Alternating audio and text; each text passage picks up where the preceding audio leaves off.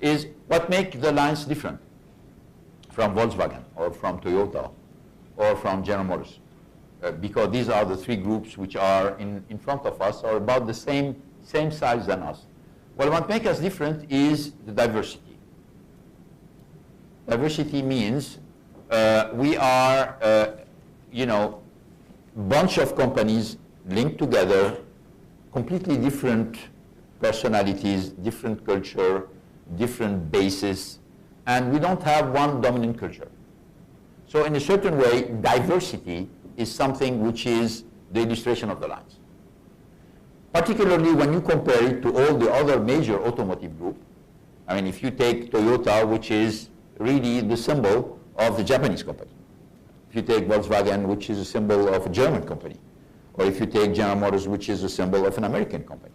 While the Alliance is a Franco-Japanese, Chinese, Russian, Korean kind of association, network of companies, working together, sharing the best of each culture, and trying to, at the same time, keeping a certain level of autonomy between the different companies, sharing synergies for the highest performance possible. That's what makes the lines different from the other company, and this is where you have a challenge to prove that a culture based on diversity can, at the end of the day, deliver more performance than a culture which is very strong but very uniform. There's this still, the jury is out here to say, can you make out of this conglomerate of very different company and very different culture an entity which, at the end of the day, 5 years, 10 years down the road, is going to outrun or outperform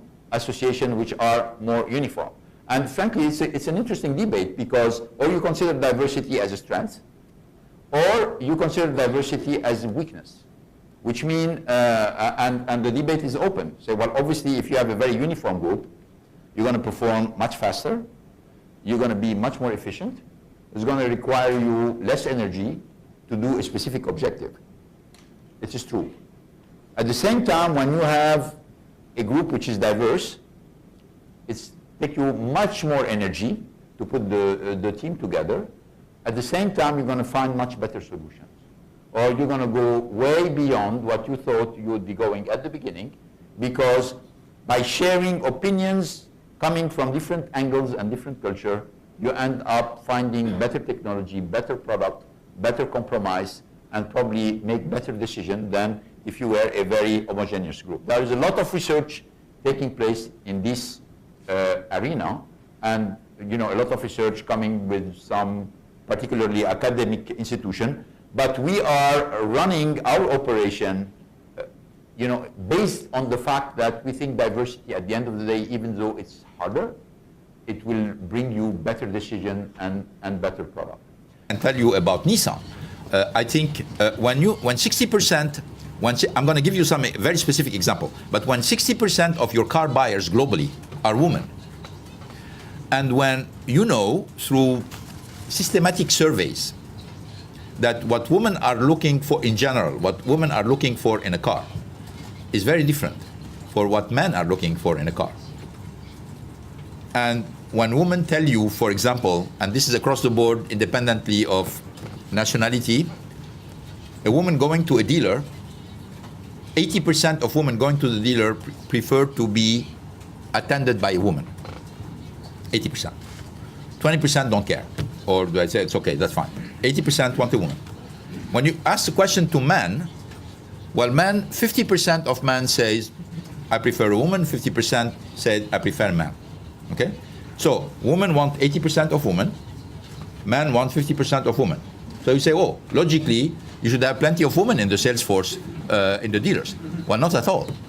Not at all. So the first reaction, very specific, you say, okay, my customers want more women, so I need to have at least 50% of my sales force attending customers in the dealership are women.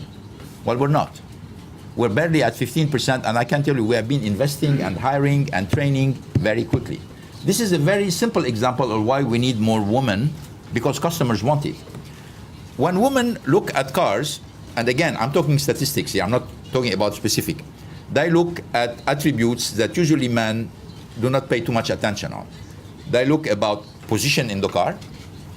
They look at quality of the materials in the car. They look about safety. They look about ranging, functionality inside the car. They don't look too much about power and transmission and displacement. So they have very specific look at the car. So if all the people deciding on the car are men, these things that were considered as details, you lose attention on them. So if the decision is made on these features and you're not paying attention to this feature, you end up having a customer base which is mainly male, which we used to have. By paying attention to this and introducing much more attention, and who's going to pay attention to this? Female designer, female marketer, female engineers. They're going to pay a lot of attention by saying, hey, we don't have enough ranging, the position of the seat is not good, quality of the material is not good, the color is not sufficiently attractive. By just putting women into decision making on the product, it's not anymore an option. It is mandatory to make sure that the car is going to come with the attribute that pleasing women. So these are two examples, I think, where we can demonstrate on specific items why women in management are important. Obviously, the fact that you have been raised and born and your childhood, you visited many countries and you had this experience. Obviously, it's not by choice, it's just by coincidence because you're born in a family, helps a lot. You need also to have, I would say, more on the mindset side or character side, some empathy, which means that, you know, when you're moving from one country to the other, one culture to the other, there is curiosity about it, and there is a way to connect with and to learn from this new environment. You were saying that people should love the country, respect it anyway. But if you have to work, and particularly do something significant in a country, it's much easier if somehow you're connected to the country and you like the country and you respect the people and you're curious about the culture. It makes a big, big difference because, you know, people in the country working around you can notice this. And then when they notice that you are connected to the country, that you're happy to be here, that you're curious, that you're learning, that you're listening, well, they're going to forgive you a lot of things. Well, if not, you're going to be always facing scrutiny from people who consider that maybe you don't get it, maybe you have preconceived idea, maybe you're not listening. What was your approach when you went to Japan? Because you have learned some things about the culture. You were telling a story about how you were told that you should go into the elevator first before women. You had been holding back before then. Well, you know, there are a lot of things which are very rational that you're going to learn immediately, like learn a new language, learn how to like the food, you know, learn how to drive in the street. But then there are things which are embedded in you, habits, intuitions, which are marked by your own culture. And you're going to have to get to these basic references and question them when you're living in a country which is very different from yours. I know you have to speak with two voices, but one view from Japan is that Nissan is having the monozukuri and the technologies and innovation, and the French side has the freedom to work less, or so Renault is benefiting a lot from Nissan. What would you say to this view? No, you know, there is a lot of, it's true that there is a lot of caricature about, you know, how the two companies work together. And I don't think that you have one strength from one side and one weakness from the other side. The two companies are contributing together, and Renault has a lot of successes both in engineering and monozukuri, and they are not successes compared to Nissan, they are successes in terms of the total industry. And I'm going to give you one example. The Dacia brand of Renault in Europe is the most successful, have been the most successful and the most progressing brand in Europe. Practically no competition. And what is Dacia? Dacia is one platform that Renault built, which is the M0 platform, which is based on a monozukuri system based in Romania with the Pitești plant. It's a product, it's a plant, it's a supplier system and a distribution system, completely built by Renault, which is today selling more than 1 million cars not only in Europe, globally, and it's unique. So when people tell me, yeah, you know what, Renault has a monozukuri which is not strong, I'm saying, I'm sorry, no. There is a world best practice established by Renault itself, and which is proving that, it was very well thought, very well executed. So, these things, it's happened. I mean, in the car industry, there is a fight for talent. And it's a global fight for talent. 49%, I think, of the top executive of Nissan, the 100 top job of Nissan, are made of 13 different citizenship.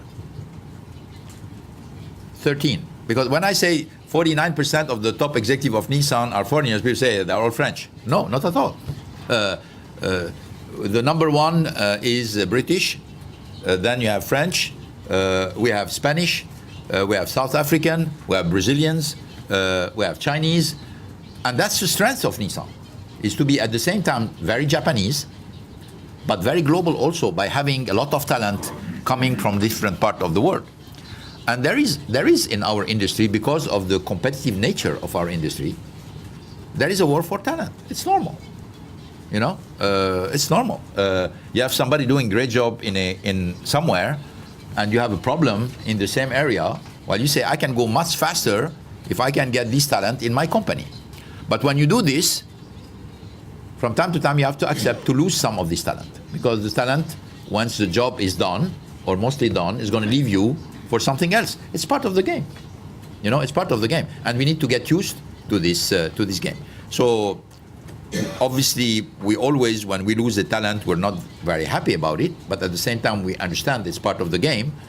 And I can tell you, we have, people dedicated into searching for global talent all the time. So we have succession plans, and we have names, and we have people inside the company, outside the company. So, you can expect that this job is not going to stay unfilled for a long time.